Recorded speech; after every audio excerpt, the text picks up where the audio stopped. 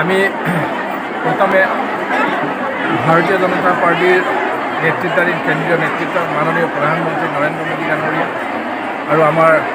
মাননীয় ৰাষ্ট্ৰীয় সভাপতি নাড্ডা সাহেবক আমি ধন্যবাদ জ্ঞাপন কৰাৰ লগতে অসমৰ মাননীয় মুখ্যমন্ত্ৰী ডাঙৰীয়া ৰাজ্যিক সভাপতি ভূপেশ বৰুৱা ডাঙৰীয়াক ধন্যবাদ জ্ঞাপন কৰিছোঁ যে তেখেতলোকৰ নেতৃত্বত সকলোখিনি আমাৰ অসমৰ 11টা লোকসভা সমষ্টিত ভাৰতীয় জনতা পাৰ্টি তেখেতলোকে ঘোষণা কৰিছে আৰু আমাৰ লখিমপুৰ লোকসভাটো তৃতীয়বাৰৰ বাবে আমাৰ জনপ্ৰিয় সাংসদ প্ৰদান বৰুৱা ডাঙৰীয়াক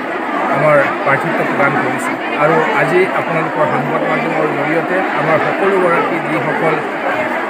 মানে টিকেট প্ৰাৰ্থীসকললৈ শুভেচ্ছা জ্ঞাপন কৰাৰ লগতে আমাৰ সাংসদ প্ৰদান বৰুৱা ডাঙৰীয়াকো আমি আন্তৰিক